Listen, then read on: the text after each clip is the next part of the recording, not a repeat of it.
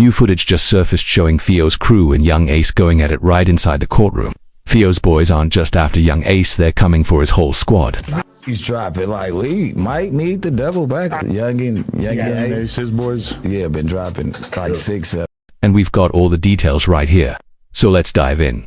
When street beef spills into the courtroom, this isn't some Netflix series or a rap video. This is real life unfolding. In front of a judge, officers, and the DA. Foolio's crew straight up tried to rush Yungeen Ace right there in the courtroom. It felt like a scene out of Power.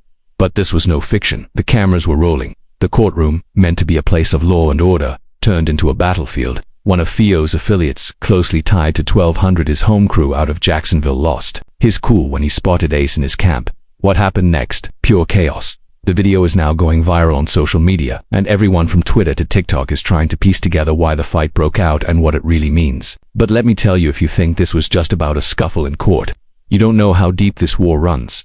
This is the latest chapter in a decade-long street saga full of bodies, beef, betrayal, and bars.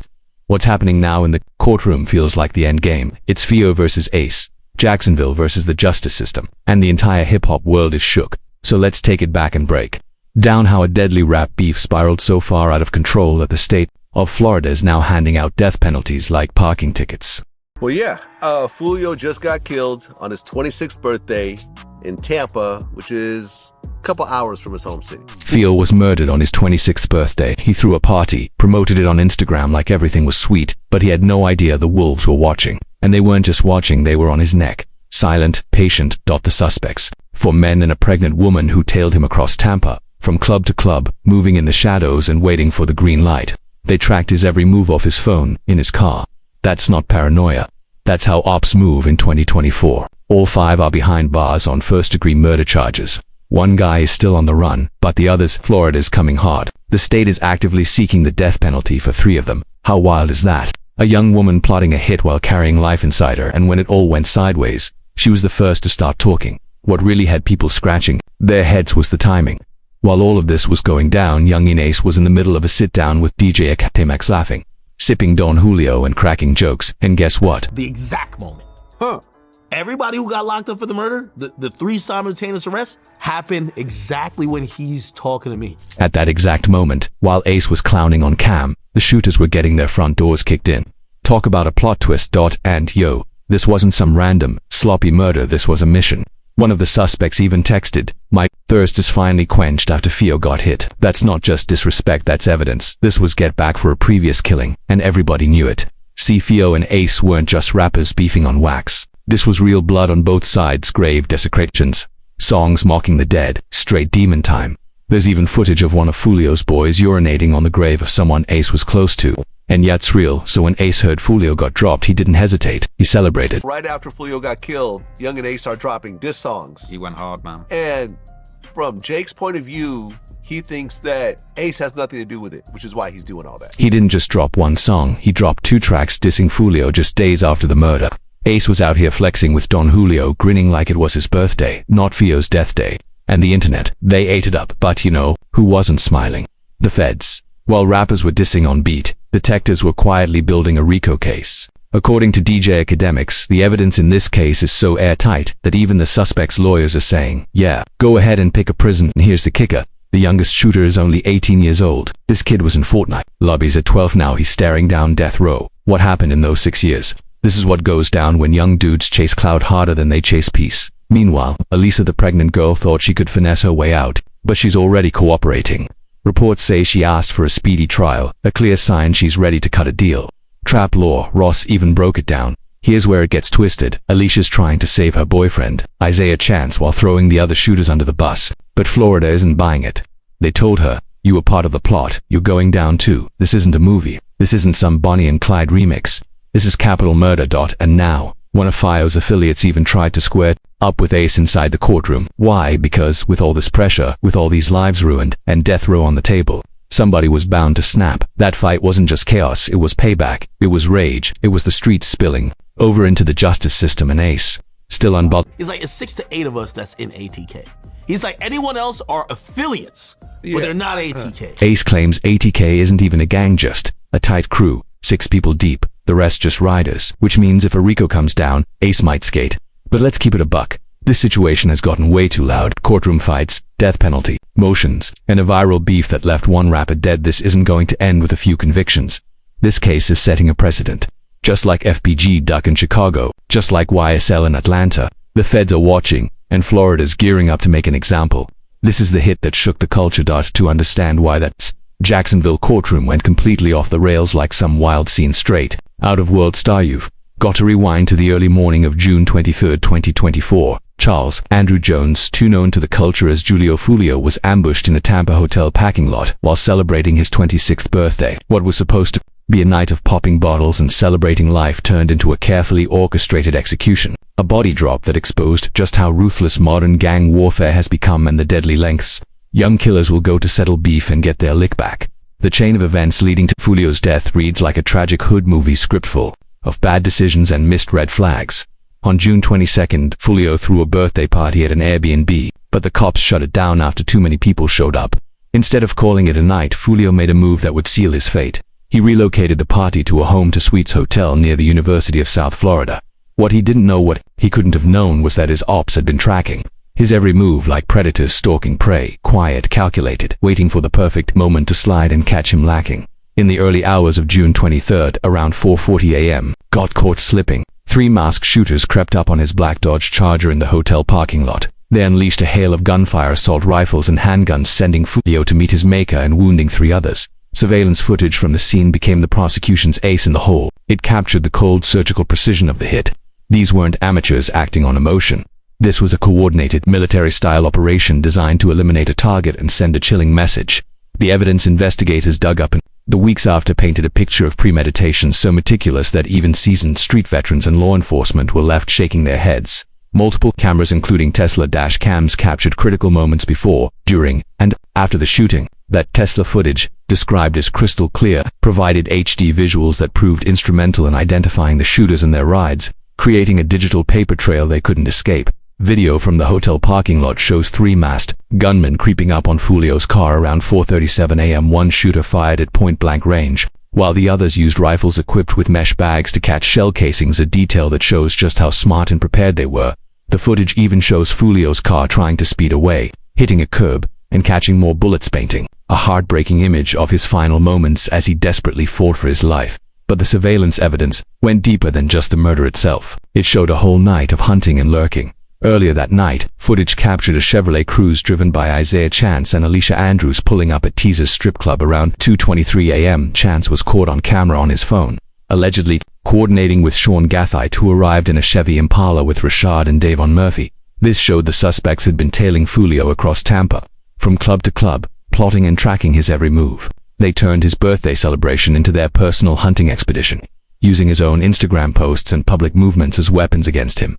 The investigation that followed exposed the deep ties between this hit and a long-standing beef between rival Jacksonville sets. Tampa police, working with Jacksonville Sheriff's Office, identified 5 suspects: Sean Gathite, Alicia Andrews, Isaiah Chance Jr., Rashad Murphy, and Davian Murphy. Each was charged with premeditated first-degree murder and conspiracy to commit murder, charges that carry the death penalty under Florida law. Alicia Andrews allegedly played a key role in tracking Foolio's location, possibly setting him up under the pretense of a romantic rendezvous. That detail added an even grimier layer to the case, showing just how far these killers were willing to go. They drove 3 hours in 2 separate cars to execute the plan, and now almost all of them are locked up. The sophistication of this investigation speaks to how far law enforcement has come in the digital age. High-quality footage from Teslas and hotel cameras allowed detectives to ID the suspects' vehicles and movements. License plate readers and phone data created an inescapable web of digital evidence, tightening the noose around the crew's necks. This wasn't just another street beef gone wrong. This was a blueprint for how modern gang warfare collides with technology and how even the smartest ops can get caught slipping in 2024. You got the Teslas that are acting like sentries with 360 camera. Yeah. It's the clearest camera ever, 4K. Perhaps the most incriminating evidence came in the form of digital footprints that painted a clear picture of the suspect's mindset and street motivations. Phone records showed Isaiah Chance communicating with Sean Gathite during the tracking phase, while surveillance footage further established a conspiracy among the crew. One particularly damning detail emerged from text messages. Rashad Murphy allegedly sent a message saying, "I'm coming home. My thirst is finally quenched."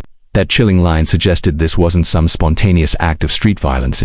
was the completion of a long-awaited revenge mission. As investigators dug deeper into the suspects' backgrounds and affiliations, the connection to broader gang warfare became undeniable. Court documents revealed ties between the ATK and 1200 gangs, both sworn enemies of Fio's 6-block set. This wasn't just about personal grudges or individual beef. It was a systematic war between organized street crews, a cycle of violence that had been dropping bodies and claiming young lives for years. Someone may even get the death penalty. Well, here's the thing. Like, I mean, I don't know what people be thinking, but like, if that case doesn't tell you that it's almost impossible. If there's a popular series called How to Get Away with Murder, then you can't. Like, not no more. The prosecution's case only grew stronger with the recovery of physical evidence directly tying the suspects to the crime scene.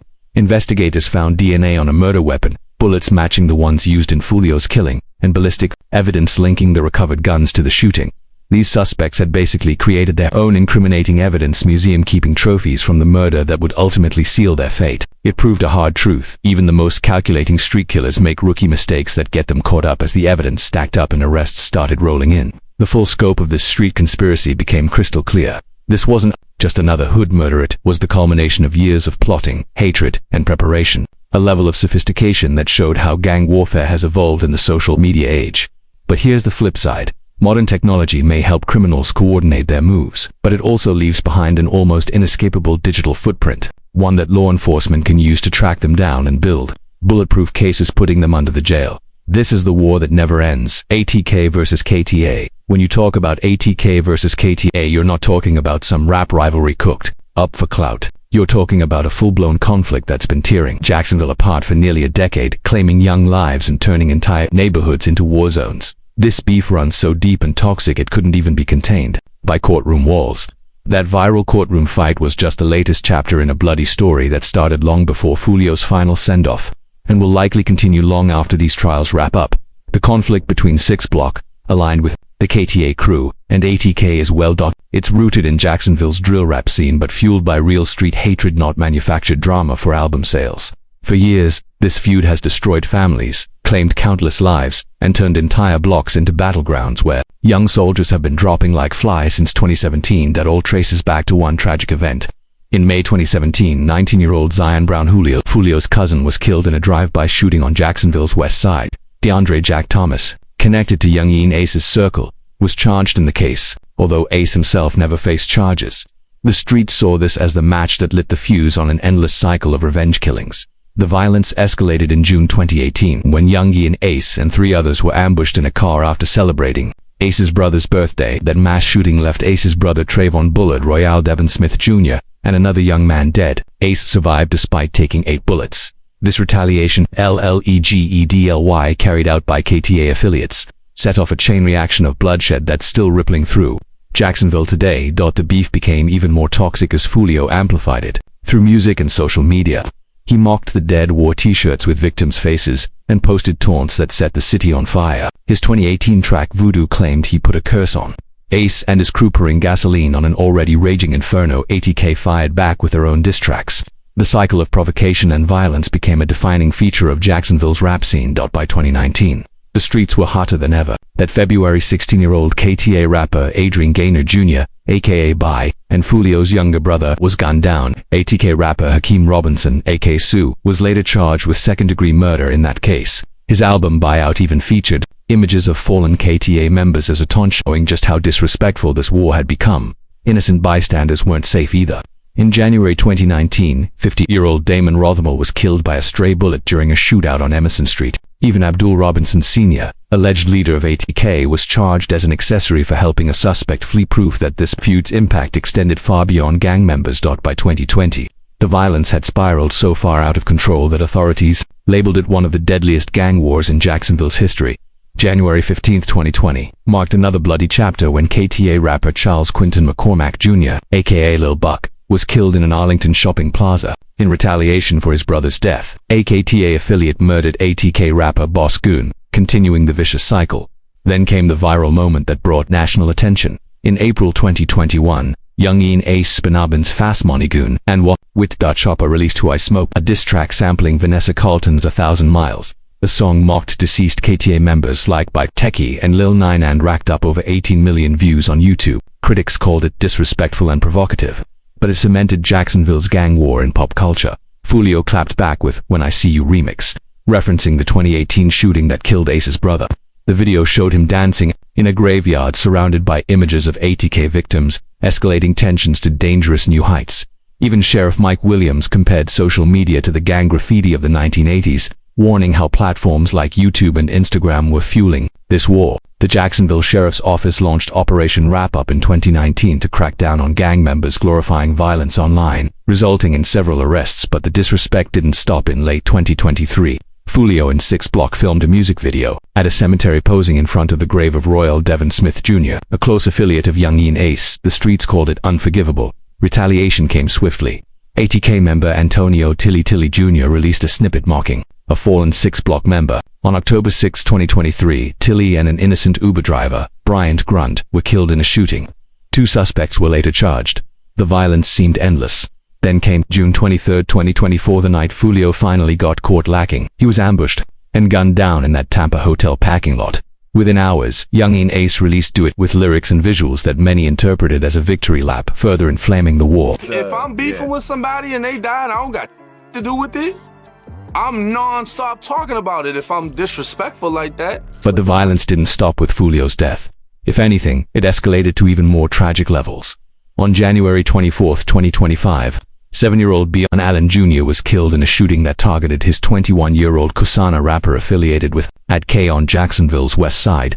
The attack, linked to 6 Block members, was reportedly motivated by a diss track titled 6 Ways to Die, which insulted deceased 6 Block members, including Foolio himself. The Jacksonville Sheriff's Office described the shooting as yet another chapter in the 8-year KTA-ATK war. But this time, the death of an innocent child caught in the crossfire of a senseless beef highlighted the devastating collateral damage this feud was leaving behind for the first time. Even some of the players in the conflict seemed shaken. On December 23, 2024, Yungeen Ace took to an emotional live stream to announce the dissolution of ATK. He cited frustrations over his crew's lack of loyalty, their failure to cover funeral costs, and their absence during his legal battles. The decision came amid intensified law enforcement scrutiny, with Sheriff Waters confirming that ATK members were under constant monitoring.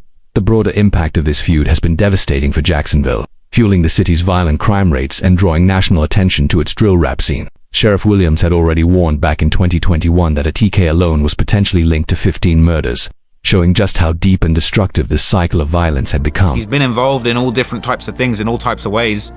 From what I understand, if he goes to Jacksonville, the police are on him straight away. Innocent bystanders like Damon Rothermel, Bryant Grunt, and Little Byon Allen Jr. have become casualties in this feud. Proof of how this beef has ripped through the Jacksonville community like a plague. The rivalry's visibility through viral diss tracks and social media has even begun influencing youth culture, with young kids growing up thinking this kind of violence is normal, even acceptable. The persistence of this feud points to deeper systemic issues in Jacksonville's urban neighborhoods: poverty, lack of opportunity, generational trauma, and a street culture that glorifies violence and revenge over education and legitimate success. And while Yungeen Ace's dissolution of ATK might reduce organized gang activity, individual rivalries and the hunger for get back will likely continue, because as long as the conditions that gave birth to this war remain unchanged, the cycle is destined to repeat. That viral courtroom brawl, it wasn't just a momentary loss of control. It was a symptom of a much larger disease, a disease that's been eating away at Jacksonville's black community for years. Until the city tackles the root causes: poverty, trauma, and the revenge-driven mentality, the courtrooms will remain pressure cookers, where raw emotion and street justice clash with the slow grind of legal proceedings. And as long as that continues, the cycle of violence will roll on, claiming more lives and derailing justice for victims and their families. Thanks for watching. If you want to dive deeper into stories like this, click one of the boxes on your screen right now to watch the next video.